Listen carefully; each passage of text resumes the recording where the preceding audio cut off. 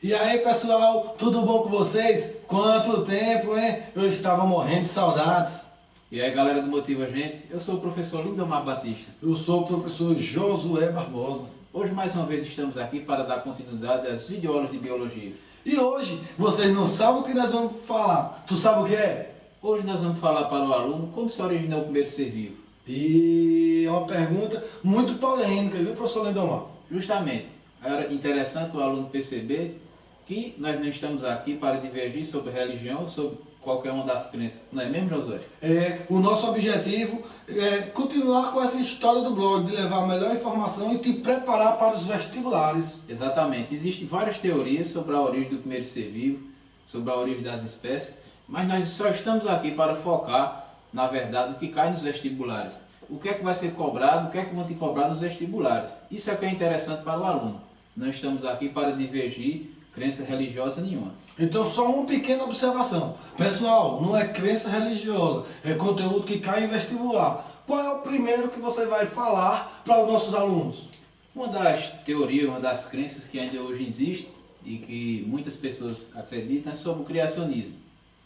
Quando falamos sobre criacionismo nas provas, nos vestibulares, dificilmente, nunca você vai encontrar uma questão onde vai te perguntar se Deus existe ou Deus não existe. Tá? Eles podem até citar sobre o fixismo.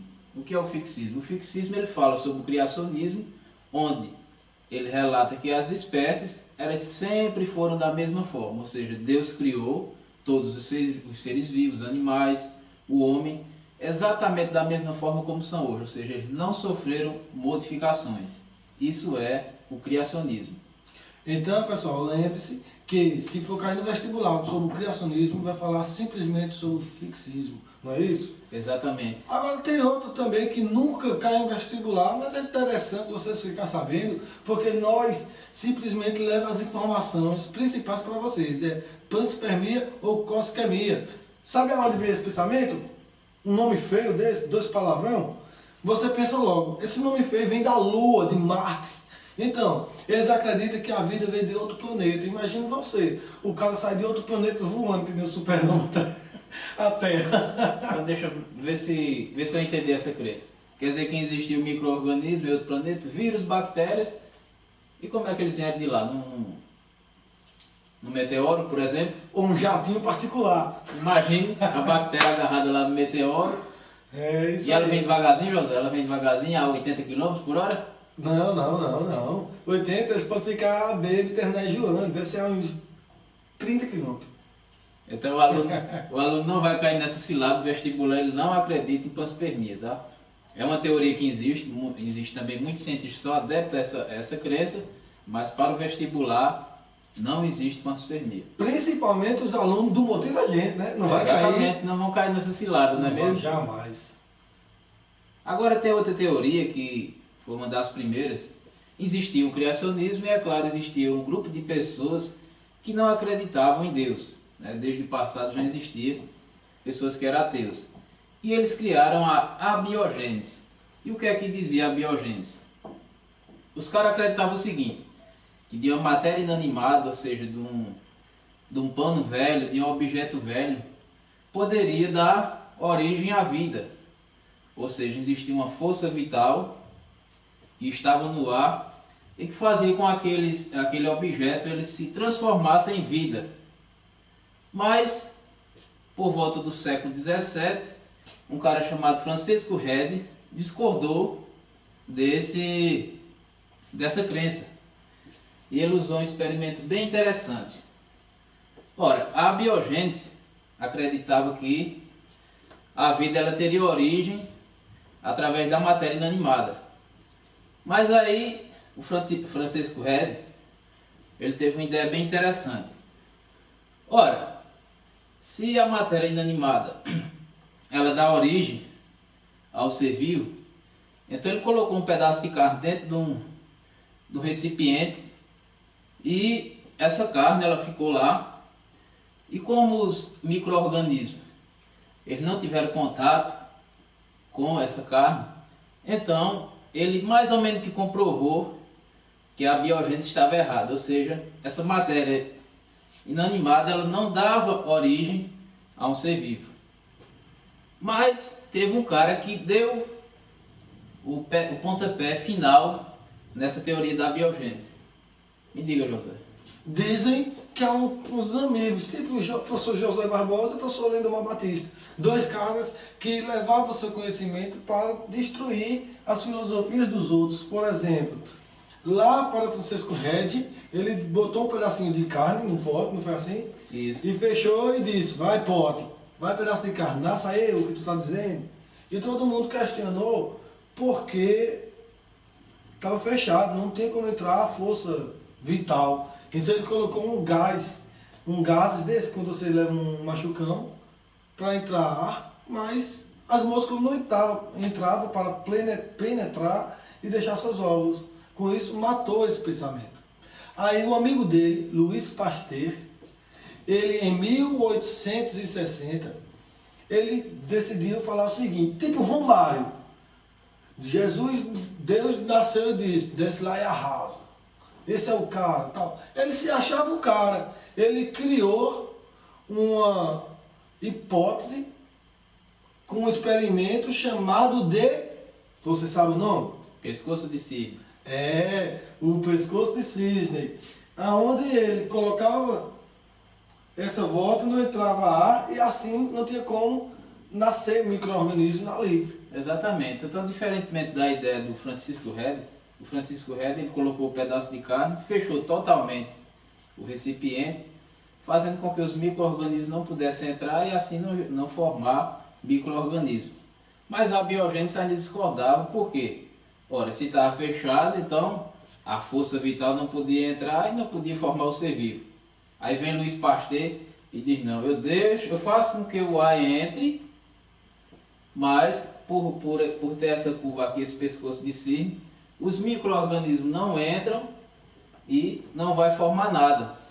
Então ele formou aqui uma estrutura onde as bactérias adoram, mas na verdade por ter essa curva, esse pescoço de cisne, então não formou micro-organismo. E depois o que é que ele fez para comprovar? Ah, ele estava se achando o gostosão do momento, lá em 1860. Mas teve um probleminha, professor Lindomar. Quando ele estava se achando que era o tampa, apareceu lá um aluno que nem o nosso, Heraldinho, que gosta de tentar acabar com a animação da festa. Eu já sei, aqueles caras curiosos. Fez uma pergunta para Luiz Pasteur. Na bucha. Ele simplesmente disse, peraí, você está dizendo que um ser vivo surge de outro ser vivo. Porque ele falava isso. Exatamente. A biogênese falava que o ser vivo é gerado de uma matéria inanimada. Luiz Pasteur foi lá, derruba a biogênese e diz, não, um ser vivo ele é formado de outro ser vivo. A mosca, o micro-organismo vem lá, põe na carne e forma outro ser vivo. E o que foi que o aluno perguntou a Luiz Pasteur? Heraldinho, acho que deve ser Heraldinho naquele tempo. Heraldinho ele disse, Luiz Pasteur, meu pastel, pastel Luiz Pasteur. É o seguinte, eu tô com uma dúvida. Se todo ser vivo surge de outro ser vivo, quem deu a origem ao primeiro ser vivo? Sabe o que aconteceu? Toma, porrada de Pasteur. Derrubou o bichinho de Pasteur que ficou muito triste, quase chorando. Na verdade, o Pasteur estava muito empolgado porque ele tinha descobrido que um ser vivo, realmente ele vinha de outro ser vivo. Só que ele não conseguiu responder ao aluno como é que surgiu o primeiro ser vivo. Mas um pouco mais à frente, alguns anos depois, teve uma pessoa que descobriu, conseguiu comprovar assim, que essa aí, pessoal, observação, é a mais aceita nos vestibulares, a que mais cai. Quem foi o cara e qual foi essas?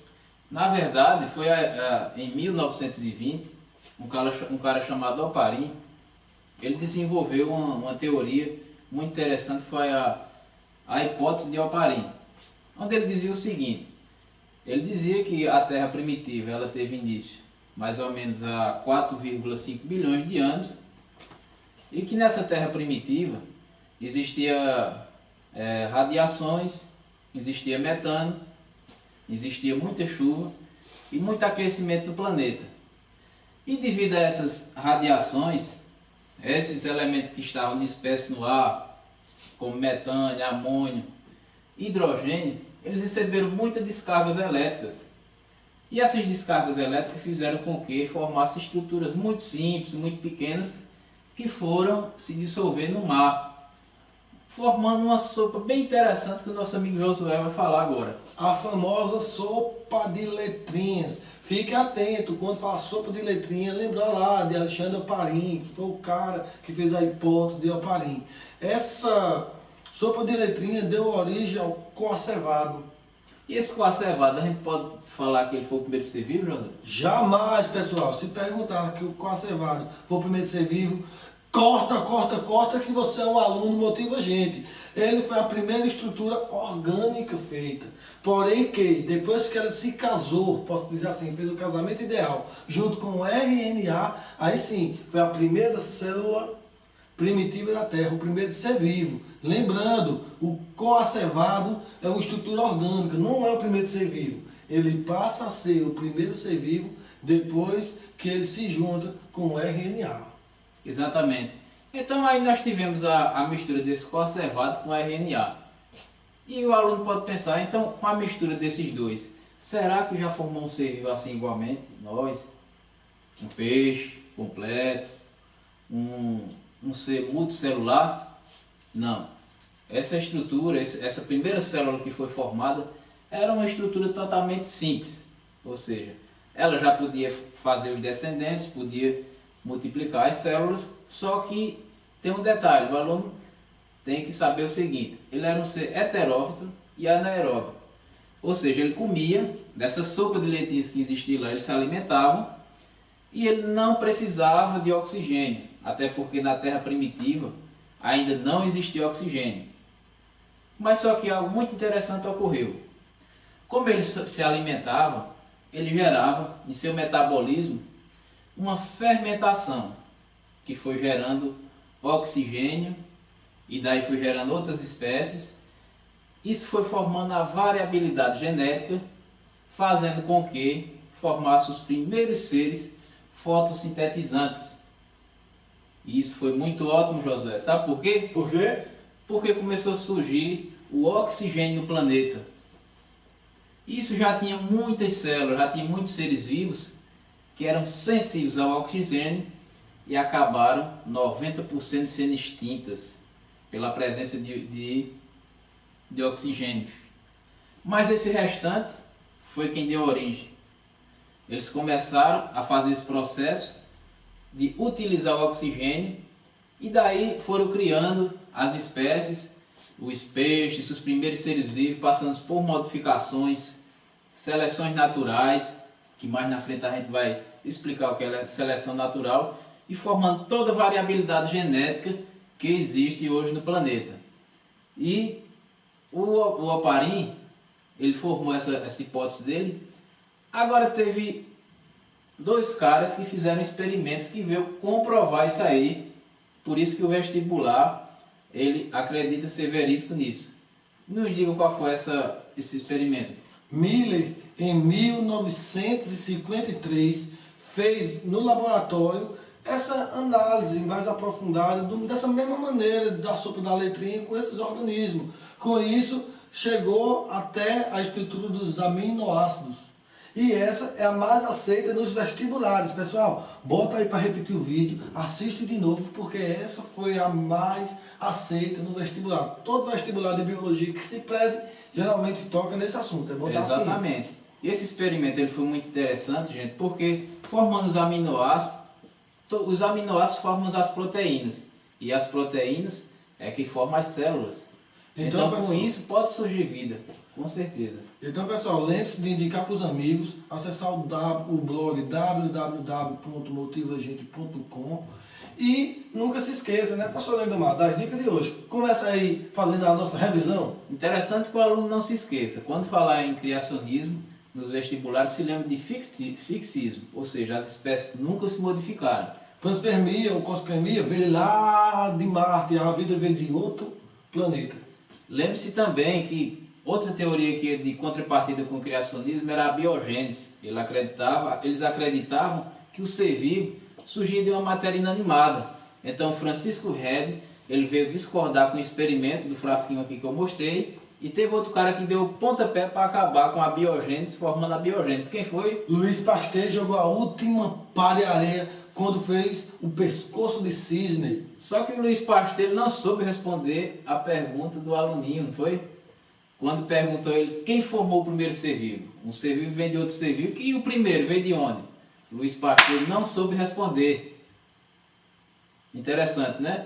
E lembre-se também que a hipótese mais aceita nos vestibulares é a hipótese de Oparin, onde fala da Terra primitiva, onde temos a origem das primeiras reações químicas com o metano e outros elementos que existiam no planeta, formando o primeiro ser vivo. Lembre-se também que a Terra primitiva tinha sopa de letrinha, sem falar que os primeiros seres vivos foram anaeróbicos. E quem comprovou tudo isso foi Miller em 1953. Tu curtiu? Eu curti. Compartilhou? Eu compartilhei. Indica com os amigos.